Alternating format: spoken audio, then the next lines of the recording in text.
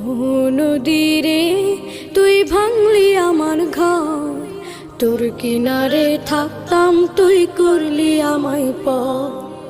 আপন বলে ভেবেছিলাম আশুক যত ঝড়, তোর কিনারে থাকবে ভালো আমার ছোট্ট ঘর।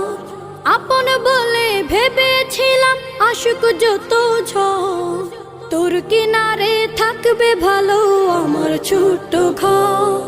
কিন্তু এমন করলি কেন বল, আমার সাথে করলি বড় ছল। কিন্তু এমন করলি কেন বল, আমার সাথে করলি বড় ছল।